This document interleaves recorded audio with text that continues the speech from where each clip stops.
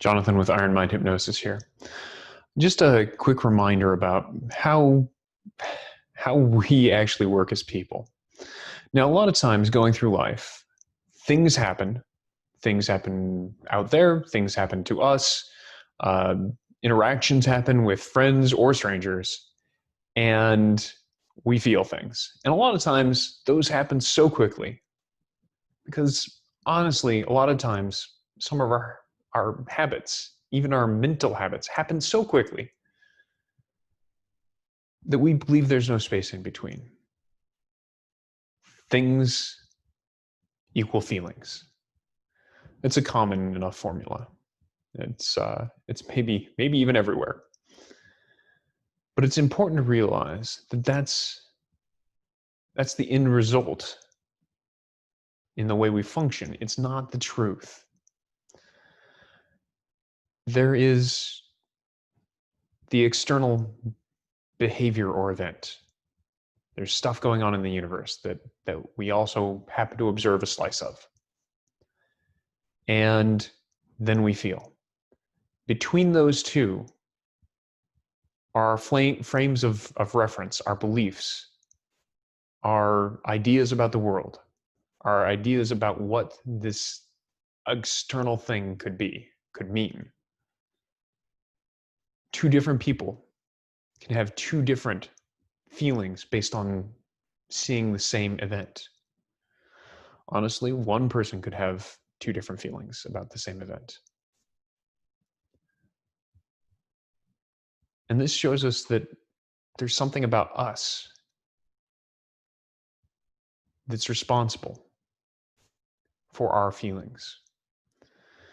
A lot of people, it's very common. It's common in our language, it's common in our thinking, it's common in our culture to say that this person made me feel this way. Honestly, you, the feeler, are the person most directly attached to the feeling. Honestly, words are so inadequate to communicate feelings to other people. There's only and exactly one person who feels this feeling accurately. And if you're lucky, it's maybe you, but it's nobody else. And you're also the person who knows what stimulus was observed. And you're the person, the only person with access to the machinery in between observation and feeling. A lot of times that goes quick. But all the thoughts around what was observed and what was felt, those nobody else has access to. So that lets us know that unless you happen to have telepaths in your world, well, the only person who's got a shot at being in charge of your feelings is you. So this is exactly why breathing breaks are so important. And I'd like to invite you just to use an open-eyed breathing break right now. Take a deep breath, exhaling slowly. Noticing relaxation wherever you notice it. Why a breathing break is so useful is it buys you time. It slows you down so that you have options.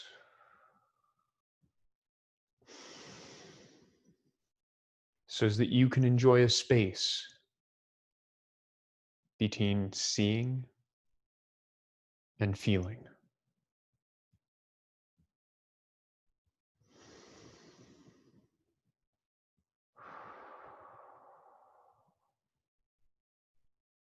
So that even as you feel,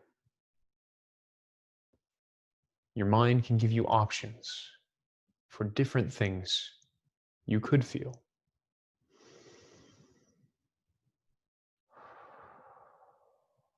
Different things. That feeling could mean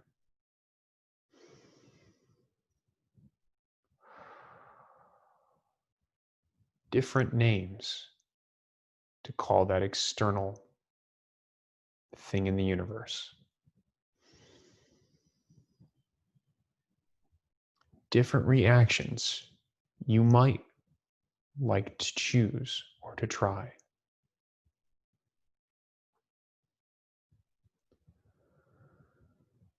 And I'm not going to kid you. The way that most of us grow up, are socialized, the way our language works, the way our society works, the very architecture of our brains lead us to the belief that the external causes the internal, and that there's nothing in between. I'm not going to kid you that it's easy to see that space in between all the time, because it's not. At least not for me. But sometimes, slowing down, reflecting in the right state of mind on what's going on, gives me options I simply didn't have before. So I hope that taking a breathing break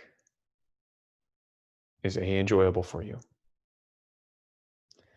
and B, gives you options in this world that you didn't have before breathing just 1 or 2 breaths mindfully. I also hope you have a wonderful day. Take care.